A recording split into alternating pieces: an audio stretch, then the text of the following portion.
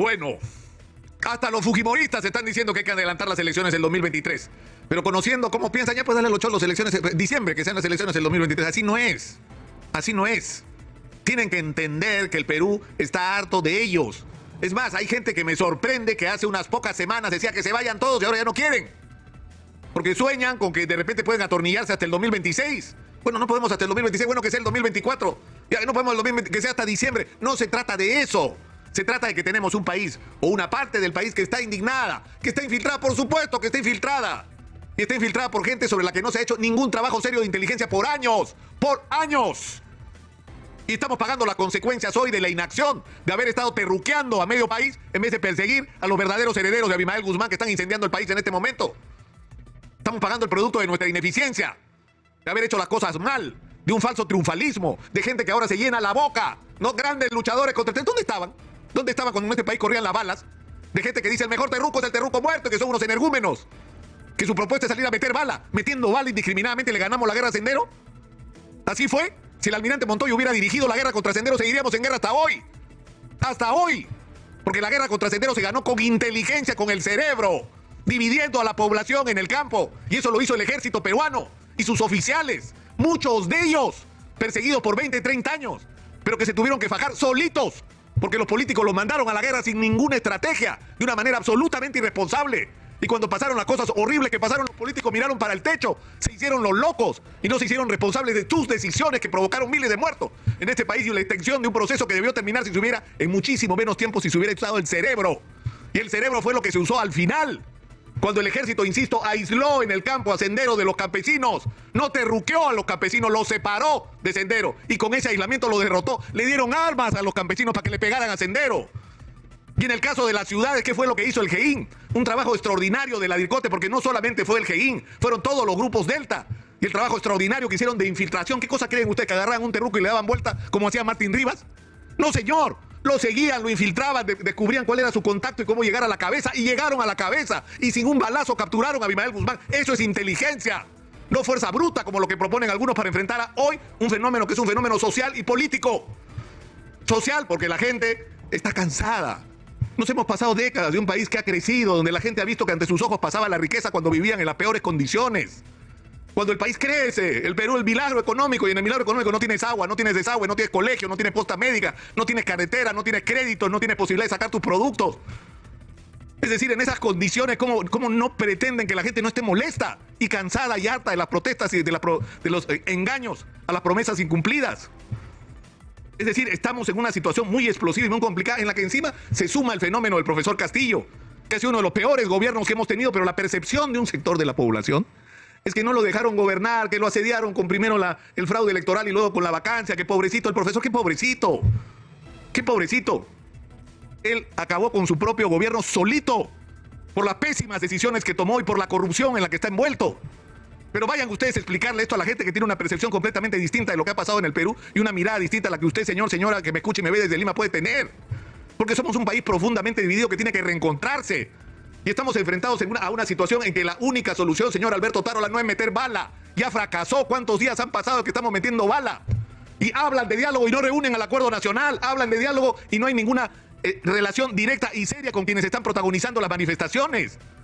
Es un cuento lo del diálogo, si ni siquiera se reúne el acuerdo nacional. ¿Y por qué no quieren reunir el acuerdo nacional? Porque la mayoría de la gente que esté en el acuerdo nacional le va a decir que hay que hacer elecciones lo antes posible, que se tienen que ir lo antes posible, que es lo que la gente está reclamando, que es lo único que puede desactivar esta bomba sobre la que estamos parados.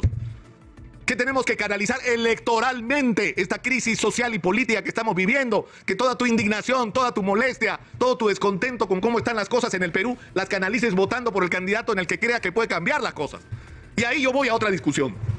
30 candidatos vamos a tener, todos quieren ser presidentes en el Perú, con el cuento de que si Castillo puede ser presidente, cualquiera puede ser presidente. Y va a haber 10, 12 candidatos de la derecha, 5, 6 candidatos de la izquierda, y en el camino y en el medio cualquier candidato que propongan cualquier cosa, porque todos se sienten con el derecho de postular a la presidencia y dirigir el país. Y la pregunta es, ¿cuál es su programa?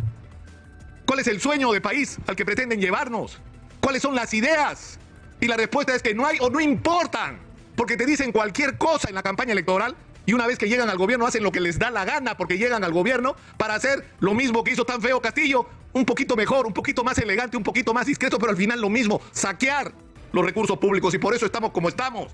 Porque hemos tenido durante décadas un Estado en un país que ha crecido macroeconómicamente, sobre todo por el precio de los minerales que se ha disparado en el mundo y sobre lo que ya me cansé de hablar, que estamos en el centro del mundo desde el punto de vista del abastecimiento. El producto más importante que el mundo demanda es el cobre y que gracias a ese crecimiento ha crecido la macroeconomía, los números, los ingresos, la recaudación, pero no se han resuelto los problemas elementales de los ciudadanos. Y yo quiero lanzar el día de hoy una propuesta. Juntémonos.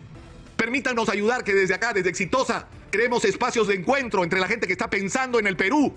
Gente como la de la Sociedad Nacional de Industria que se ha dado el trabajo de recorrer el Perú entero para escuchar a las cámaras de comercio, a los micro y pequeños empresarios, a los gremios, a la gente de las facultades universitarias, a la gente que está pensando en sus regiones y en las cosas que hay que hacer para cambiar la situación del país y de sus propias regiones.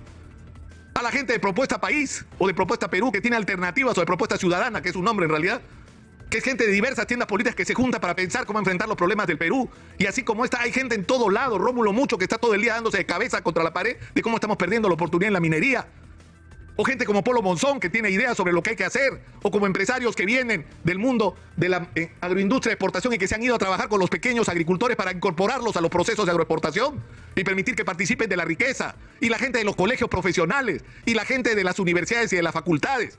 Es decir, tenemos que crear el espacio para que en este país se discuta qué hacemos con el Perú, sobre cada cosa, qué vamos a hacer para acabar con la corrupción, para tener un Estado eficiente, un Estado moderno, un Estado que esté a la altura de las circunstancias y que no sea un nido de corrupción, de trabas y dificultades para avanzar, sobre todo en el caso de las micro y pequeñas empresas o de cualquier actividad que lo que trate de hacer es progresar al país.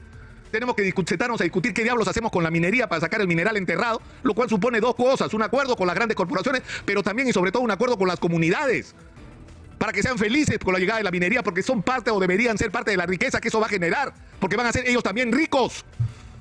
Y tenemos que discutir cómo vamos a expandir la agricultura de exportación. Todo eso hay que discutir. Eso es lo más importante. ¿Qué vamos a hacer con el Perú? Y quién conduzca, quién sea la cara de ese proyecto es un problema menor, porque puede ser cualquiera. Porque en ese momento no importarán las caras y los nombres, porque lo que estará claro es lo que tenemos que hacer como país en cada uno de los rubros. ¿Qué vamos a hacer para resolver la tremenda crisis de infraestructura? Por Dios, no puede ser que tengamos hace años la cifra, sí, tenemos 120 mil millones de soles de infraestructura educativa. ¿Y qué diablos hemos hecho para corregirlo? Nada, nada.